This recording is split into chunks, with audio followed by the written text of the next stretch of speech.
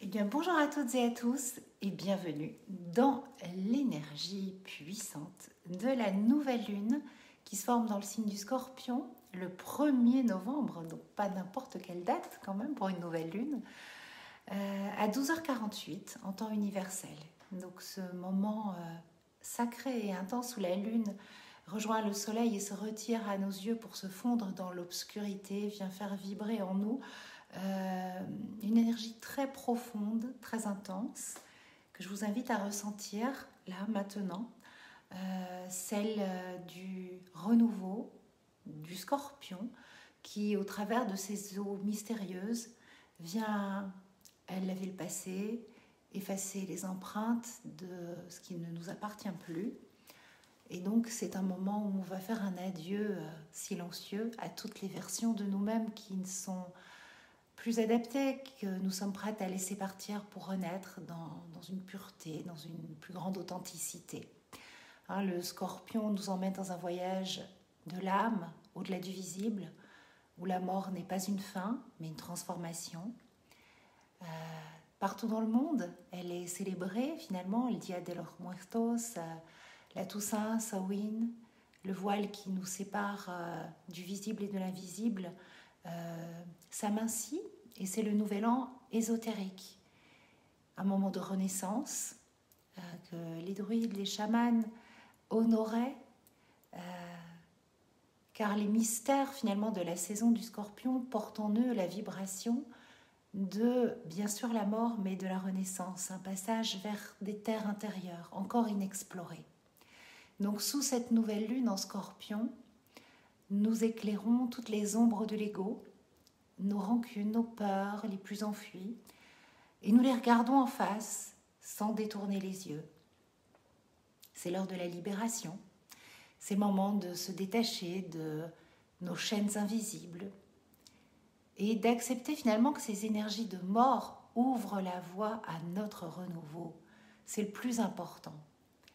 On dépasse les croyances, on dépasse les héritages et on bâtit sa propre vérité, son propre chemin de vie. C'est ça qu'il faut retenir.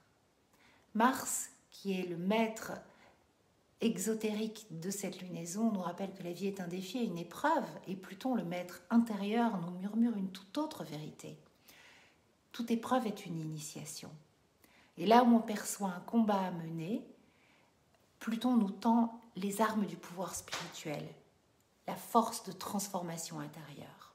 Donc pour cette nouvelle lune en Scorpion, comme il y a une porte puissante et profonde qui s'ouvre et qui nous ouvre à des forces de transformation très très intenses, eh bien on va être confronté à Mars et à Pluton, qui s'opposent avec une intensité rare pour cette lunaison.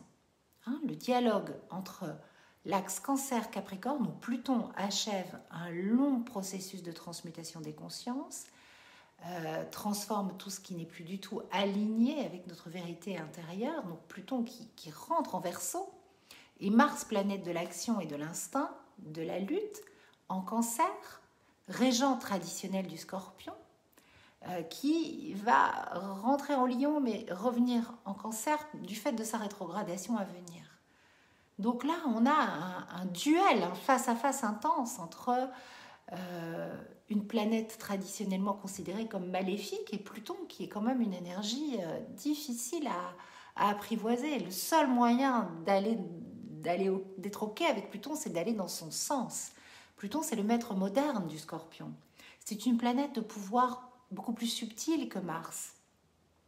Elle est associée aux profondeurs de l'inconscient, mais a aussi une transformation radicale. Et je pense que c'est vraiment les énergies de cette semaine. Il est question d'une transmutation. Mars exprime le combat, la passion, le courage de se défaire de vieilles structures, donc il vient peut-être nous aider à ça, mais Pluton, il nous y oblige. Et tout ce qui a été refoulé, caché, enfui dans les profondeurs, va revenir encore plus fort. C'est un tremblement de terre intérieur. Il y a quelque chose d'incontrôlable aussi. Mars en Cancer, c'est la pulsion viscérale qui vient éclater avec une force nouvelle. C'est aussi une énergie passionnelle, passionnée, volcanique. Donc on peut retrouver des désirs, des instincts primordiaux qui refont surface avec rage. Ça vient secouer nos fondations émotionnelles et ça vient toucher nos liens les plus intimes. Donc, cette semaine, cette intensité, elle va se répercuter dans nos relations et je pense dans notre vie amoureuse parce que Vénus forme un carré avec Saturne et donc ce dialogue vient accentuer la frustration. Peut-être à une quête de connexion, une quête de chaleur, une quête d'authenticité. En fait, il y a un dialogue entre le désir d'aimer, d'être aimé, sans limite, et puis une dure réalité, des obstacles, des contraintes, des peurs qui nous freinent. Il y a quelque chose qui est bloqué. Et donc, le dialogue entre Vénus et Saturne fait remonter à la surface des émotions que l'on connaît bien, l'impression que c'est pas pour nous, que définitivement on n'a pas de chance. Alors qu'en fait, ça c'est un mauvais discours. Car ce qui émerge dans l'énergie scorpionesque, c'est pas quelque chose d'inattendu, c'est quelque chose que l'on pressent, une vérité qui est là, qui nous attend dans l'ombre, dans le silence des non-dits. Le scorpion, c'est le signe de la vérité et de la transformation qui nous pousse à regarder en face nos ombres, à enlever tous les masques qui nous protégeaient pour embrasser ce qu'on a envie d'être. Et donc là, c'est le moment. La saison du Scorpion, c'est toujours ce voyage du moi égotique vers le moi supérieur, où toutes les certitudes se dépouillent, parce qu'en fait, c'était que des illusions qui devaient se briser. Et c'est vraiment un chemin initiatique qui dépouille l'ego de toutes ces fausses croyances limitantes, de ces fausses sécurités. Et comme le Scorpion n'accepte pas la demi-mesure, eh bien cette semaine et cette nouvelle lune, elle va nous mettre face à des vérités inconfortables. Et dans un dépouillement nécessaire, il va y avoir une libération, en acceptant d'abord ce qui est. Donc, j'ai une envie de vous proposer, c'est de vous ouvrir à cette énergie transformatrice et pour dire, ok, je laisse émerger tout ce qui doit émerger avec les sensations fortes qui apparaissent et I let it go, comme on dit en anglais. Et je pense que, du coup, vous allez ressentir, ouvrir la voie à quelque chose de plus profond parce que débarrasser finalement de tout ce qui est superficiel.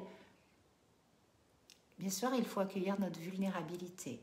Et donc accueillir cette semaine intense comme, je pense, une invitation à être authentique. Accepter les vagues émotionnelles, explorer la passion qui est synonyme peut-être de notre vérité, en tout cas de notre intériorité, embrasser le feu des profondeurs du Scorpion avec la promesse qu'au travers de ces défis, non pas une meilleure version de nous-mêmes, vous savez que j'aime pas cette phrase, mais une version plus vraie et plus authentique de nous-mêmes va émerger. Donc je vous propose de faire un petit tirage avec le petit oracle astro-mystique pour voir ce que cette nouvelle lune a à vous enseigner. Je vous invite à choisir une carte, la 1, la 2 ou la 3. Première carte, la 1, la 2 ou la 3. Première carte. Ah, la part de fortune. Oui, parce que la nouvelle lune dialogue avec la part de fortune. Hein. C'est un équilibre sacré entre la lune, le soleil et l'ascendant. L'univers te soutient intégralement. La part de fortune est ta zone de brillance et la réponse est 3 fois oui. Sympa. La Terre, deuxième carte. Célèbre ta vie. La Terre, c'est le lieu de ton incarnation. L'important, ce n'est pas ce qui arrive, c'est ce que tu fais de ce qui t'arrive. Et la réponse est oui, va et vis. Et enfin, troisième carte, lune de choix. Choisis ce qui reflète tes rêves et non ta peur. Et branche-toi sur le flux des miracles, c'est la réponse à ta question. Voilà. Je te remercie pour ton écoute et on se retrouve depuis Tulum où je retourne pour la prochaine lunaison. Je t'embrasse.